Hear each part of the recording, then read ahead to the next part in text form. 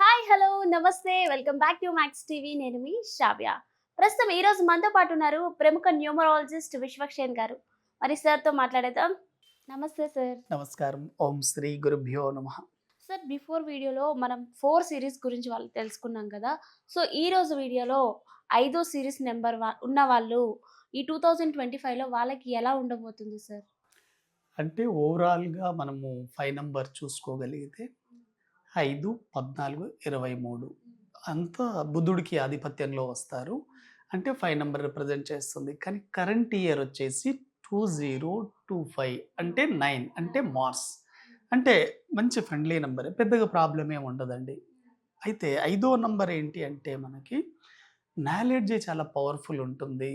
ఐదో నంబర్ వాళ్ళు మీరు చూస్తే వీళ్ళ ఇమాజినేషన్ వెరీ, వెరీ గుడ్ అండి. మీరు 5 నంబర్‌తో గనక బిజినెస్ చేయగలిగితే బిజినెస్ పార్ట్నర్స్‌కి వెరీ, వెరీ సక్సెస్‌ఫుల్. ఏ డేట్ ఆఫ్ బర్త్ అయినా సరే బిజినెస్ చేయాలనుకుంటే ఐదో నంబర్‌ని పార్ట్నర్‌షిప్‌గా కలుపుకోవాలి. ఎందుకంటే ఇది ఫ్రెండ్లీ నంబర్ ఎవరితో అయినా కలిసిపోతుంది.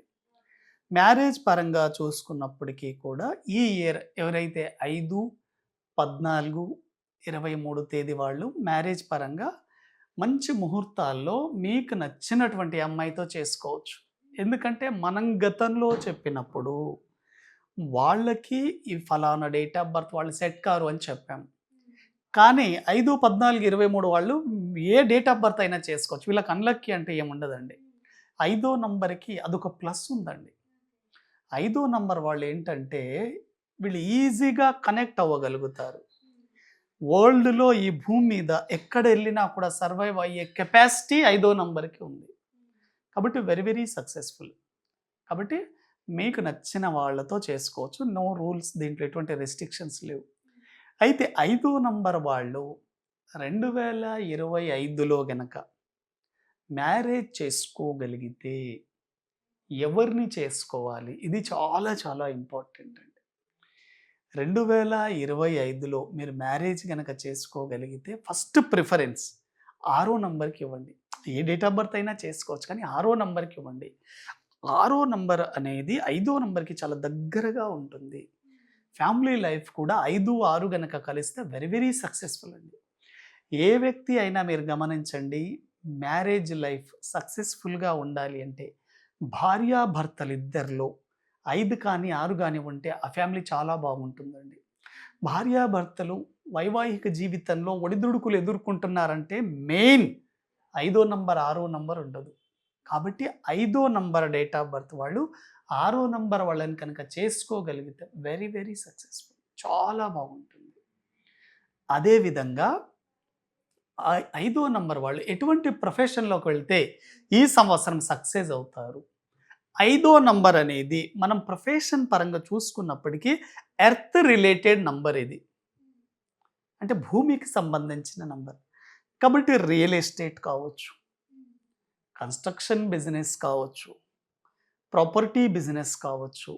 ఇటువంటి వాటిలో అంటే ల్యాండ్ రిలేటెడ్ బిజినెస్‌లో చాలా బాగా సక్సెస్ అవుతారు.